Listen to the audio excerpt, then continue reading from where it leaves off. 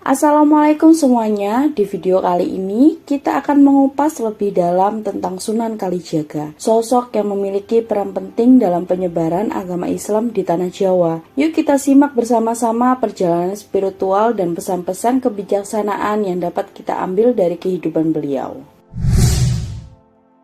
Sunan Kalijaga merupakan salah satu waliullah yang tergabung dalam Wali Songo. Beliau memiliki nama asli Raden Syahid. Pada masa mudanya, beliau juga memiliki julukan Beranda Lokajaya. Lahir di Tuban pada tahun 1450 dari ayahandanya yang bernama Raden Ahmad Syahur dan ibu Dewi Nawang Arum. Beliau dikenal sebagai wali yang berperan penting dalam penyebaran agama Islam di Pulau Jawa. Selain menjadi ulama, ia juga menjadi penasihat keraton, seniman, dan arsitek yang ulung. Sunan Kalijaga sangat toleran pada budaya lokal. Ia berpendapat bahwa masyarakat akan menjauh jika diserang pendiriannya. Maka mereka harus didekati secara bertahap, mengikuti sambil mempengaruhi. Sunan Kalijaga berkeyakinan jika Islam sudah dipahami, dengan sendirinya kebiasaan lama hilang. Oleh karena itulah beliau menggunakan kesenian dan kebudayaan sebagai sarana untuk berdakwah. Metode dakwah tersebut sangat efektif. Sebagian besar adipati di Jawa memeluk Islam melalui Sunan Kalijaga. Di antaranya adalah Adipati Pandanaran, Kartasura, Kebumen, Banyumas, serta Pajang.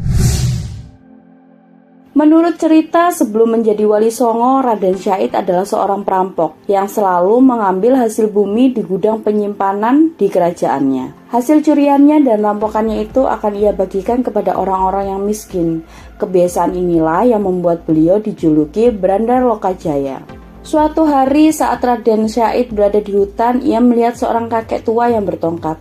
Orang itu adalah Sunan Bonang. Karena tongkat itu jika dilihat seperti tongkat emas, ia merampas tongkat itu. Katanya hasil rampokan itu akan ia bagikan kepada orang yang miskin. Tetapi Sang Sunan Bonang tidak membenarkan cara itu. Ia menasihati Raden Syahid bahwa Allah SWT tidak akan menerima amal yang buruk. Lalu Sunan Bonang menunjukkan pohon aren emas dan mengatakan, bila Raden Syahid ingin mendapatkan harta tanpa berusaha, maka ambillah buah aren yang ditunjuk oleh Sunan Bonang. Karena itu Raden Syahid ingin menjadi murid Sunan Bonang. Raden Syahid lalu menyusul Sunan Bonang ke sungai. Raden Syahid berkata bahwa ia ingin menjadi muridnya. Sunan Bonang lalu menyuruh Raden Syahid untuk bersemedi sambil menjaga tongkatnya yang ditancapkan ke tepi sungai. Raden Syahid tidak boleh beranjak dari tempat tersebut sebelum Sunan Bonang datang. Raden Syahid lalu melaksanakan perintah tersebut. Karena itu ia menjadi tertidur dalam waktu yang lama. Karena lamanya ia tertidur, tanpa disadari akar dan rerumputan telah menutupi dirinya. 3 tahun kemudian Sunan Bonang datang dan membangunkan Raden Syahid. Karena ia telah menjaga tongkatnya yang ditancapkan ke sungai, maka Raden Syahid diganti namanya menjadi Kalijaga. Sunan Kalijaga lalu diberi pakaian baru dan diberi pelajaran agama oleh Sunan Bonang. Sunan Kalijaga lalu melanjutkan dakwanya dan dikenal sebagai Sunan Kalijaga. Selama menyebarkan agama Islam di tanah Jawa, Sunan Kalijaga selalu menggunakan kesenian budaya Jawa dan meninggalkan banyak karya yang hingga kini masih dihormati dan dilestarikan. Berikut adalah daftar warisan budaya dari Sunan Kalijaga. Beliau menggunakan seni ukir wayang, gamelan, serta seni suara suluk sebagai sarana dakwah. Beberapa lagu suluk ciptaannya yang populer adalah Ilir-Ilir dan Gundul-Gundul Pacul.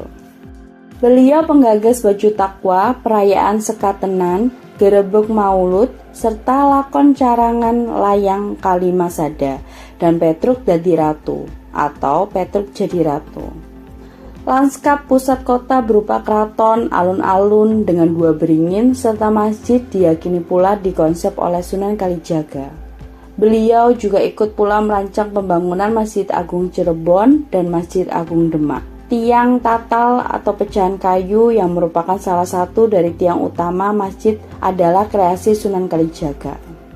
Sunan Kalijaga diperkirakan meninggal pada tahun 1592 di Kesultanan Mataram, Demak. Masa hidup Sunan Kalijaga diperkirakan mencapai lebih dari 100 tahun.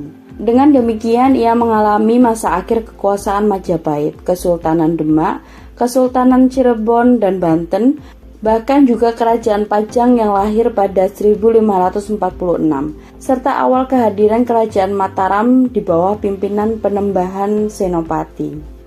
Semoga cerita dan ajaran Sunan Kalijaga dapat menjadi teladan bagi kita semua. Kebijaksanaan Sunan Kalijaga yang mengajarkan kasih sayang, kesederhanaan, dan kebaikan.